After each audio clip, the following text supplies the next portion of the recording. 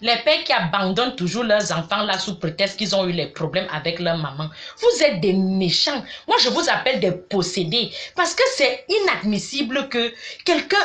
Vous êtes incapable de nourrir votre sang. Quand vous payez les auberges pour aller avec des filles, vous avez de l'argent. Quand vous payez les habits, les chaussures de marque, vous vous montrez dans les boîtes de nuit avec les bouteilles de champagne. Vous êtes des hommes, on vous respecte. Nourrir ton propre sang devient un problème. Ça veut dire qu'il y a quelque chose qui ne va pas. Vous êtes des possédés, vous avez besoin d'une délivrance. Et ce qui est marrant, c'est que ces hommes-là ne partent jamais pour de bon. Dès qu'ils sentent que l'enfant vient de naître, il disparaît.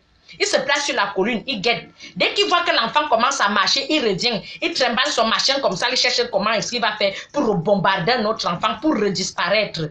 Pourquoi vous faites ça? Hein?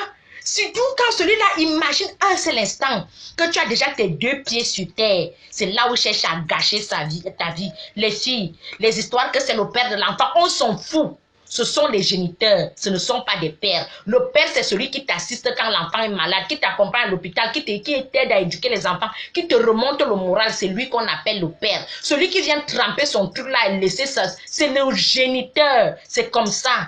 Et quand vous êtes déjà en couple, genre quelqu'un d'autre vient, il te dit t'épaules et tout. Et que le clochard là revient avec 2 yaourts. Il te dit que je vais voir l'enfant, il a acheté 2 yaourts. Il arrive, il commence à te faire comme la poule. Awas, Jacques, il veut dormir pour bombarder notre enfant.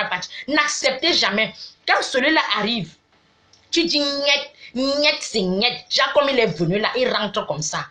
Je dis qu'il revient toujours quand il sent que tu as déjà tes 2 pieds sur terre. Tu cherches à refaire ta vie. C'est là où ils reviennent. Soyez intelligente. Hein? Comme ils disent souvent que celui qui couche avec toi, que celui-là peut nourrir tes enfants. Vous n'avez pas honte. Vous n'avez pas honte. Les filles, les putes que vous nourrissez là, la pute peut te donner quoi d'autre? De la malchance. Elles vont vous donner quoi? Nourrissez vos enfants. Comme vous dites que les enfants là vont... Ces enfants, vous cherchez par curiosité.